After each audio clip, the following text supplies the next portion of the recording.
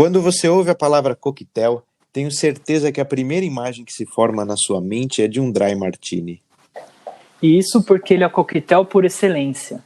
Nunca provei um drink tão simples e ao mesmo tempo tão cool, já dizia o escritor estadunidense Ernest Hemingway. Por essa razão, escolhemos esse drink cheio de histórias e mistérios, com seus sabores e personalidades, para estrear nossa primeira temporada. Eu sou Felipe Romano. E eu sou Gustavo Zaparoli. Sinta-se em casa, você é o nosso convidado especial deste primeiro programa. Aceita um dry martini? E você, vai beber o quê? Começa agora Barman das Horas Vagas. Cultura alcoólica para amadores.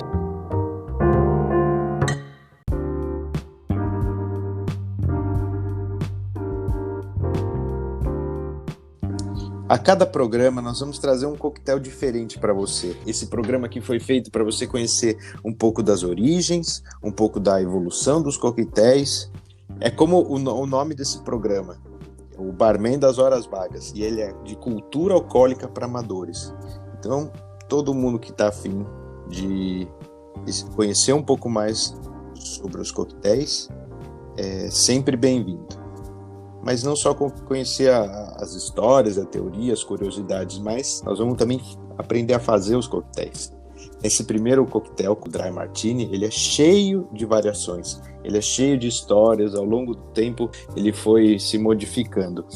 Mas a receita que a gente vai passar aqui agora, ela é a receita que está lá no catálogo oficial da International Bartenders Association. Para colocar a nossa receita aqui, a gente vai começar com 60 ml de gin, 10 ml de vermute seco.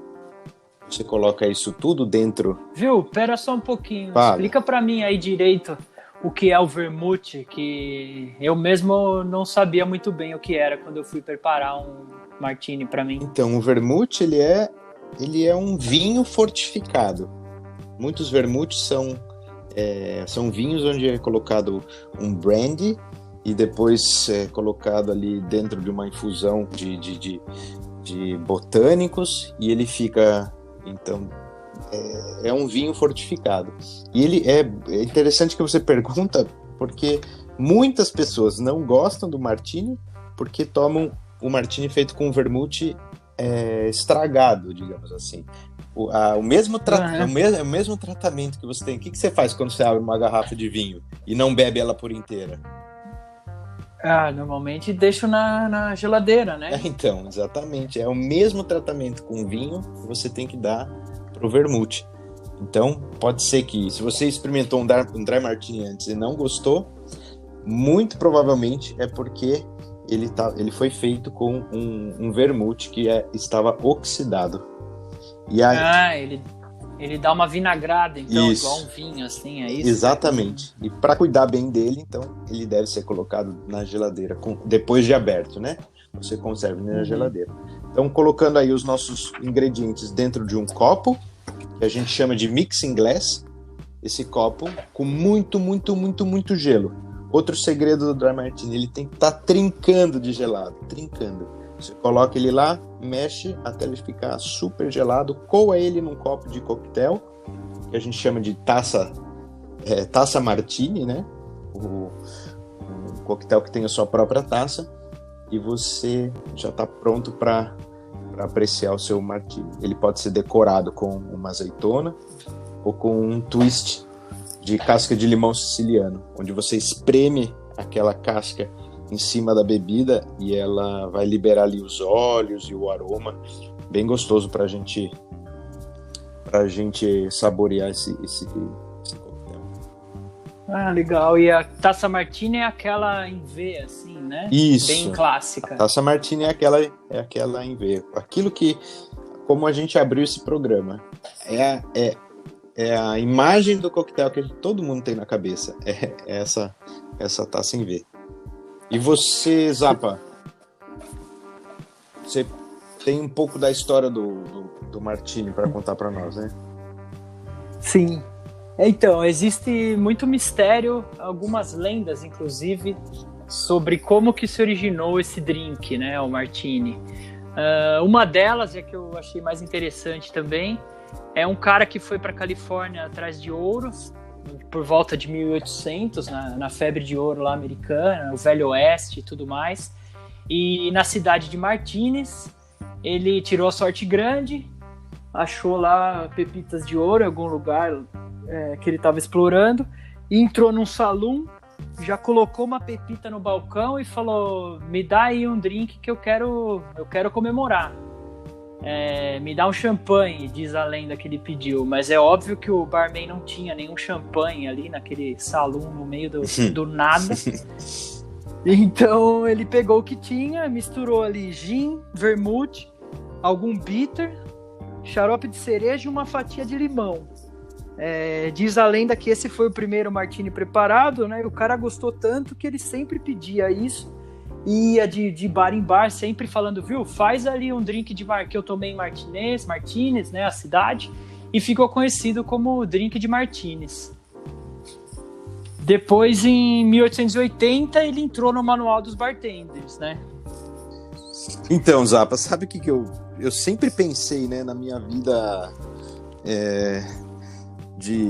quando eu comecei a escutar sobre esse coquetel, Martini, vamos tomar um Martini, mas até minha avó, eu lembro de um Réveillon, que minha avó, no Natal, não lembro o que era, todo mundo em casa tomando aperitivo, aí a minha avó falou, eu vou tomar um Martini, ela pegava lá, mas eu tinha aquela garrafa daquele vermute, chama Martini, né, dessa empresa, Martini Rossi, e eu toda a minha vida, eu achava que o Martini era aquela bebida dentro de um copo com gelo.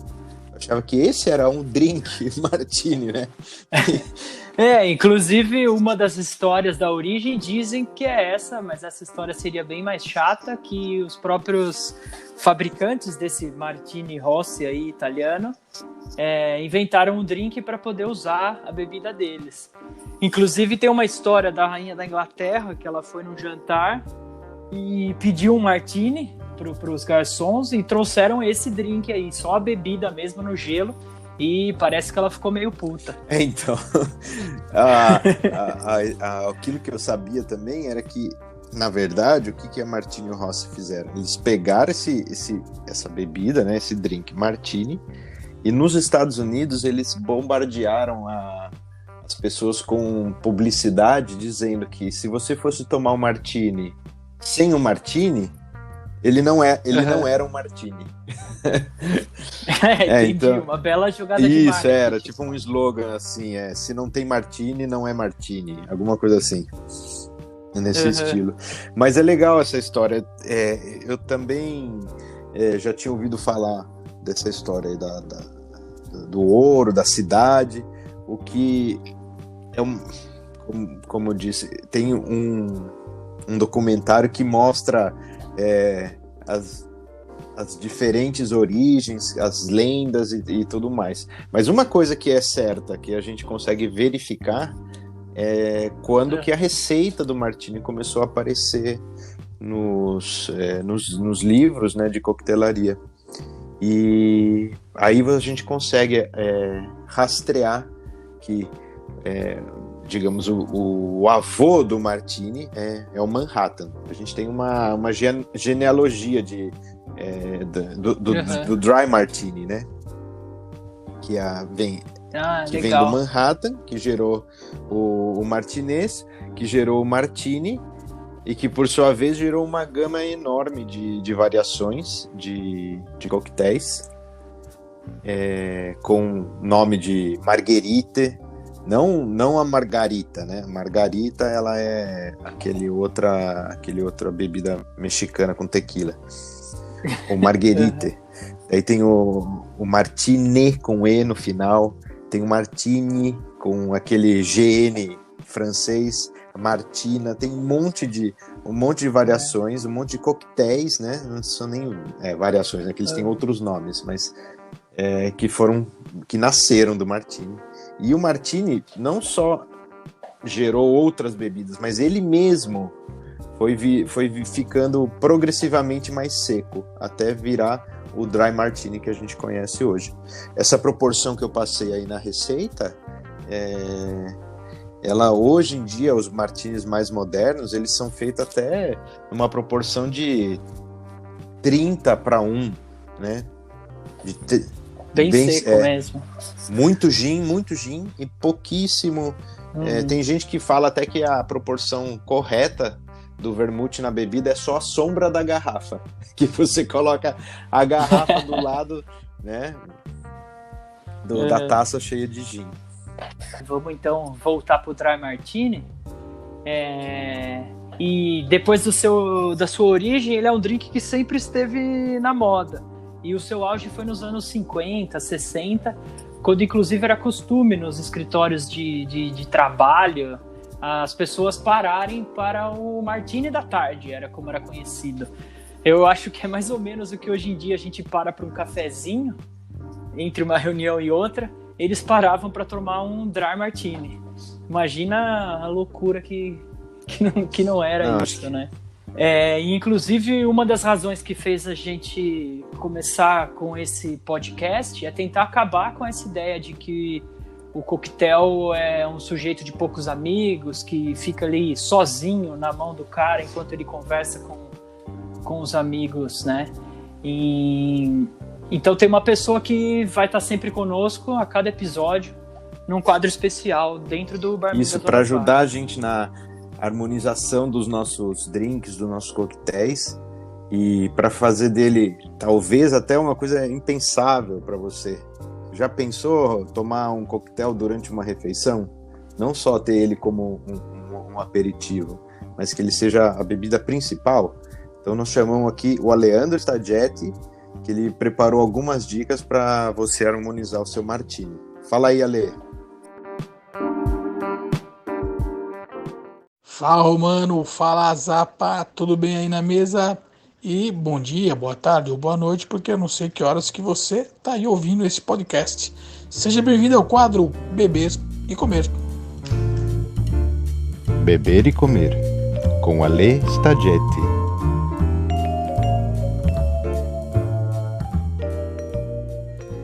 É importante dizer que esse quadro não tem a menor pretensão de determinar regras da forma como você deve beber ou comer. A ideia desse quadro é justamente fazer com que você tenha uma experiência bacana, né, harmonizando o seu drink com um prato, um petisco e assim por diante. Eu sempre costumo dizer que a melhor harmonização é com o seu prato preferido e o seu drink preferido. Essa é a melhor harmonização. Aqui a ideia é propor uma experiência, né, com o seu drink e um prato, um petisco que faça ali uma harmonização, que contribua com essa experiência que você vai ter com você, ou sozinho, ou com seus amigos, ou com sua família. Legal? E hoje a mesa trouxe o Martini, um clássico para a gente fazer harmonização. E olha, nada é complicado, ele é muito versátil, é um drink fácil de trabalhar a harmonização. No contraste com essa bebida que tem uma presença forte de álcool, a gente consegue trabalhar bem aí, por exemplo, com as frutas secas, as amêndoas salgadas, os queijos fortes, né, como gorgonzola, o roquefort, enfim, é possível harmonizar com esses queijos fortes tranquilamente. E também é possível um equilíbrio na harmonização com umas coisas mais suaves. Então, por exemplo, um patê de ervas, um hummus de uma torrada, um baba ganoush. Também é possível aí uma boa experiência com o martini. Agora, nos pratos principais, sem crise nenhuma na hora de harmonizar, você vai conseguir fazer aí uma boa harmonização com os peixes, com as aves e com a carne vermelha. É bem tranquilo mesmo de harmonizar o martini com esses pratos. E agora eu vou deixar uma dica para você que quer preparar um prato principal e não sabe o que. Como eu falei, existem as aves que combinam muito bem, a carne vermelha. Eu vou deixar uma dica para o peixe. Pode ser uma truta ou um salmão, né? Você vai colocá-la no papel alumínio, azeite, sal, pimenta, umas rodelas de limão siciliano, uma salsa e uma sálvia se tiver, cebola, dente de alho inteiro. Você embrulha isso no papel alumínio, deixa ali descansar na geladeira umas 2 horas. Em seguida leva para assar perto de 20 minutos, depende aí da potência do seu forno. Sirva isso com molho de manteiga e alcaparras e, claro, o seu martini. Sem erro, vai ser um sucesso. Beleza? Espero que tenham gostado e até a próxima Beber e Comer. Valeu, Zapa. Valeu, Romano. Até a próxima. Tchau.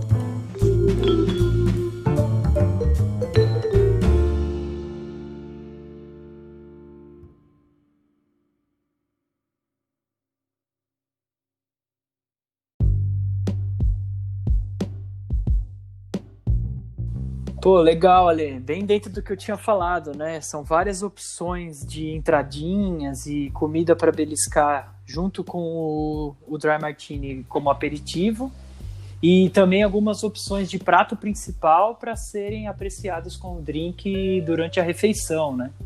E eu vejo que também tem uma confusão hoje em dia, que tem tanto drink, que leva o nome Martini ou o sufixo "ini", que muitos desse aí sequer são verdadeiros martinis, né? Vamos dizer assim. Como o Espresso Martini. Com café. O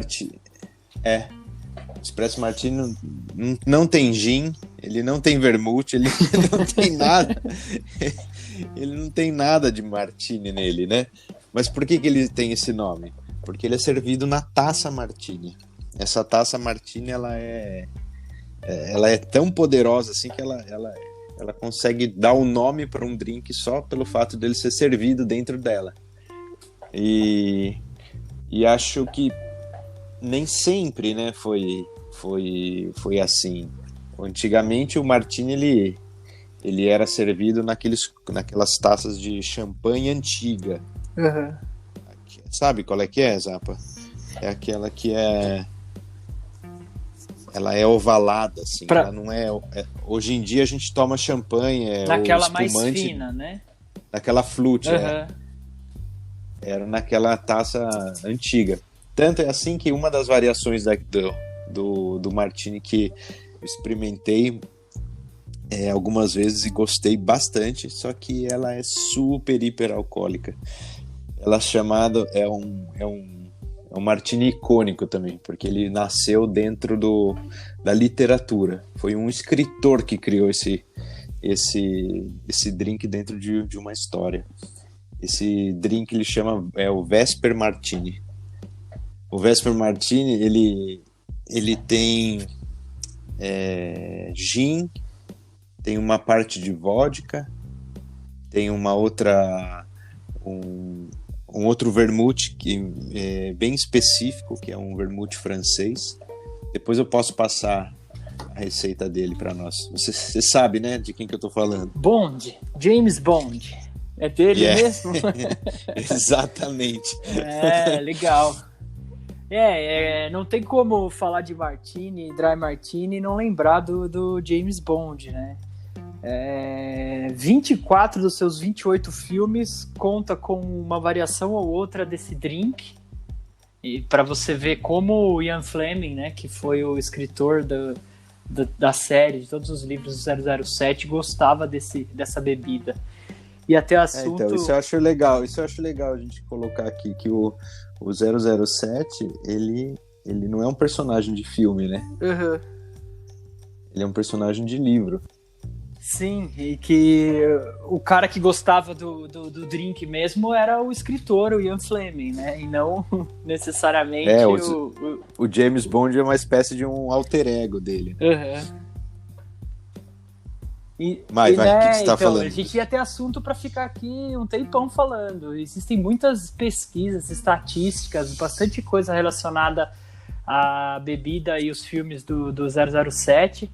Por exemplo, o James Bond, ele bebe um drink a cada 10 minutos e 53 segundos de cada um dos filmes dele. Os caras já conseguiram essa estatística. Ou mesmo que esse último James Bond, que é com o Daniel Craig, ele bebeu mais martini nos seus filmes do que beijou mulheres. O que, tratando de 007, realmente ele exagerou na bebida, né? É um perigo. Quando começa a inverter. E a gente consegue ver, inclusive, o impacto que essas bebidas têm na indústria do mundo real, né?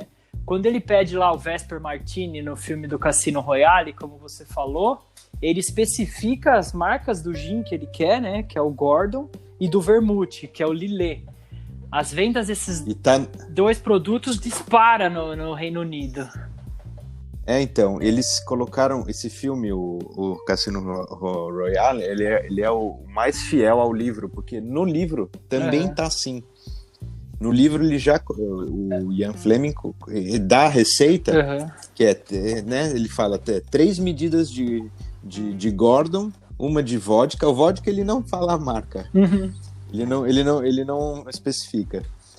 E ele fala meia dose de quina Lillet. O Lillet, ele nessa sua edição aí, que é chamada, né, o quina Lillet não existe mais. Ele foi descontinuado e depois eles retomaram com o nome de só Lillet. Daí tem o Lillet Blanc e o Lillet Rosé. E esse quina, ele vem de quinino, que é o mesmo ingrediente lá da água tônica. Então, hoje em dia, se você quiser fazer um Vesper, eles falam que o Vesper original do James Bond, você usa esse Lillet Blanc, só que aí você adiciona algumas gotinhas de Angostura Bitter. Ele vai dar esse amargor que o Lillet de hoje em dia perdeu em relação ao Lillet, ao quina Lillet da época lá do James Bond. Entendi. E uma outra mudança que ele fez, e aí foi um grande golpe de marketing, né? No filme Skyfall, em vez de pedir um drink, ele pede uma Heineken. E aí dizem que a Heineken pagou 28 milhões de euros por essa simples fala dele aí, segurar a garrafinha verde na mão e tudo mais. E eu não lembro dessa cena, mas ele pediu a Heineken também batida? Não, então, não, acho que ele nem fala nada. Ele só fica... Mas é um... Pensou, essa sim seria a cena, né? O cara vai lá, chacoalha a latinha e abre na cara dele. Não ia ter dado muito certo.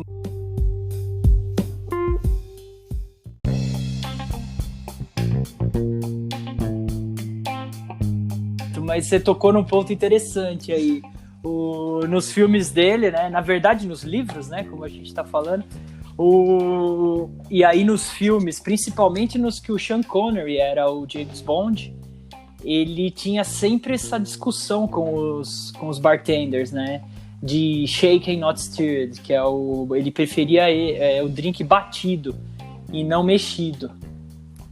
Como a gente já falou aqui várias vezes, e vamos deixar isso sempre bem, bem claro, a melhor maneira de fazer um drink é a que ficar melhor para você, né?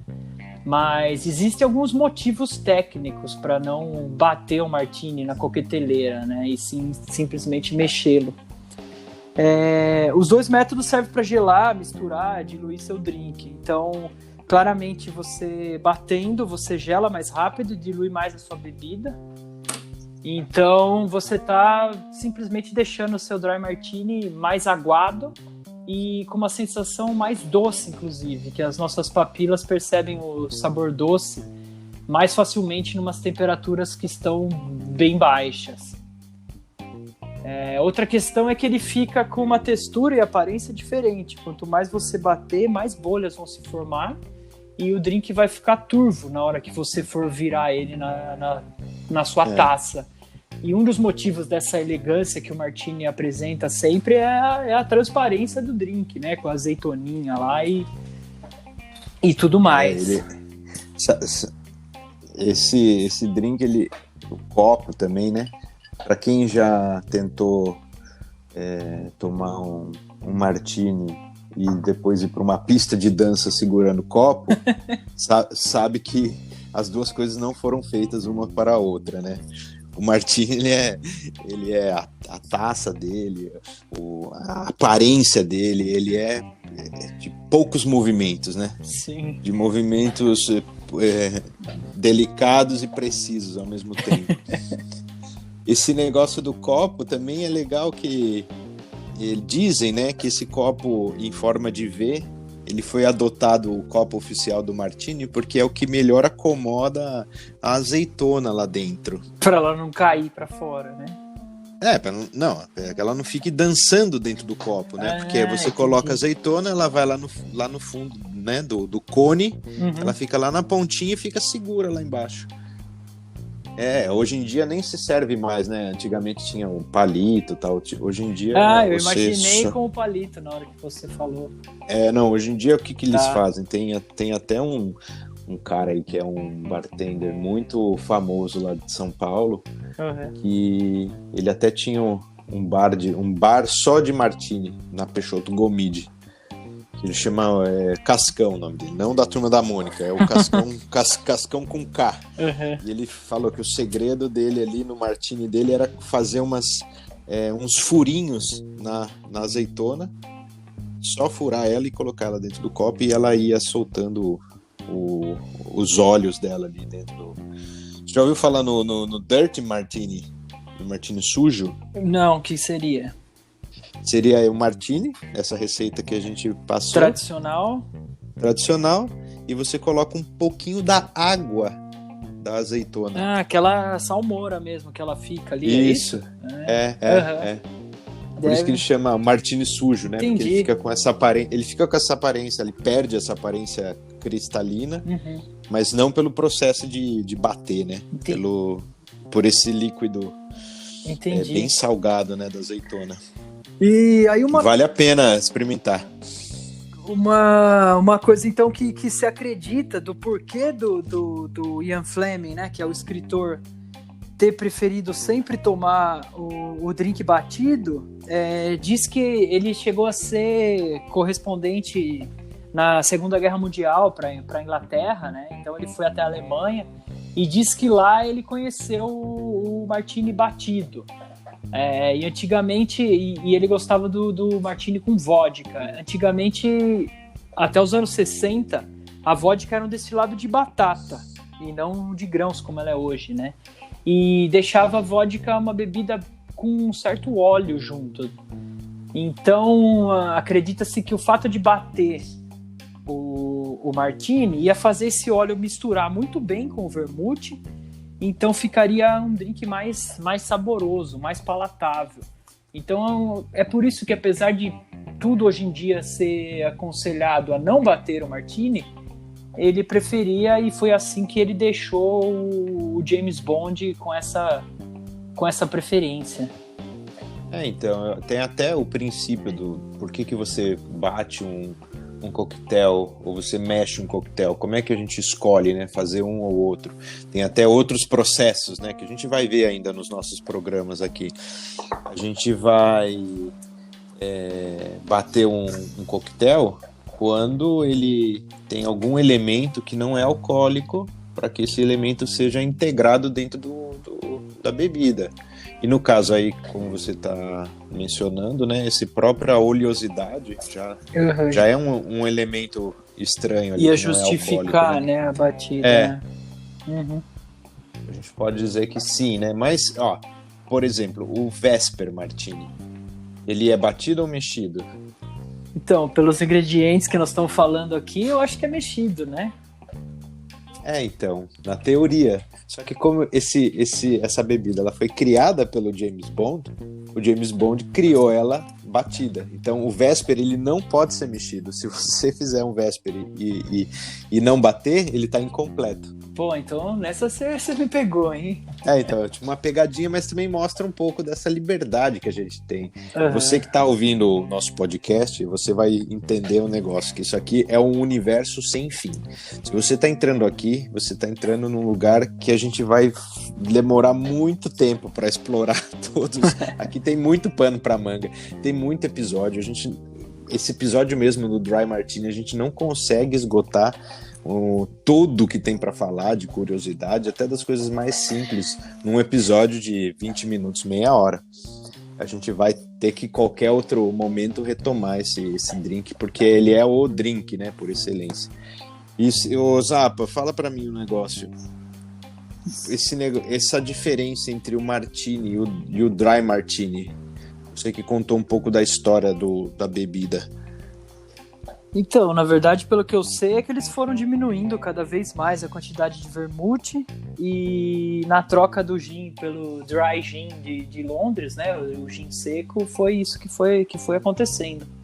E você tem alguma história sobre Martini, dry Martini? Então, eu experimentei, eu sou desses aí que experimentou a primeira vez e odiou. Mas era por aquele negócio do vermute, né? Tinha um vermute que a pessoa que preparou pra mim tinha um vermute sempre na prateleira do bar, não refrigerado, assim, né? Putz, você tomou então um gin com vinagre, né? Nossa, eu achei que era porque, nossa, acho que eu não sirvo pra isso. Mas na verdade era a pessoa que me serviu que não servia pra isso. E depois, né, com o tempo, fui experimentando algumas variações e a que hoje que eu mais gosto é aquela que tem praticamente 30-1, que é você pega a taça antes de você colocar os ingredientes no mixing glass. Uma dica que é legal você saber, você que tá aí ouvindo o podcast, é que uma maneira de você também deixar o Martini ainda melhor é que ele esteja extremamente gelado, muito, muito, muito gelado. Para você conseguir isso, dá para colocar o gin dentro do freezer e também a taça dentro do freezer. Então, normalmente eu preparo assim, tenho o gin no freezer com a taça já geladíssima, eu tiro a taça, coloco um suspiro de vermute, meio que lavo a taça com vermute, né? Um vermute dentro da taça, giro ela, jogo fora. Só pra dizer que tem, senão não pode chamar de Martini. É a proporção super hiper seca, né? Jogo, descarto esse vermute e coloco então o gin com até um bitter de laranja também fica gostoso. Eu gosto assim, mas é um drink super versátil, né? Super, assim, quase que cada um faz o seu, como gosta. Verdade.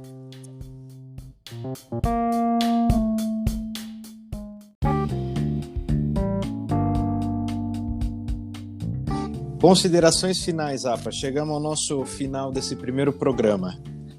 Qual que são as suas palavras para encerrar esse primeiro episódio? Bom, já que a gente falou tanto do James Bond, eu gostaria de indicar para quem tiver afim, dar uma lida no livro. O primeiro de todos, né, é o Cassino Royale.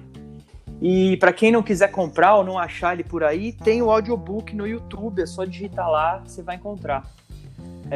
Agradecer, obrigado quem nos ouviu até aqui. E é isso, depois tem mais. A minha dica final, eu até citei isso no começo do programa, né? Quem tem uma conta lá no Amazon Prime pode assistir esse documentário sobre o Martini. The Martini, The Iconic Cocktail. É muito legal, vale a pena lá conferir. Obrigado você que ficou ouvindo a gente nesse primeiro episódio. Espero que você tenha gostado. Espero que esse Martini tenha sido saboroso. E a gente se vê no próximo episódio, certo, Zapa? É isso aí, até mais. Tchau, valeu, até mais.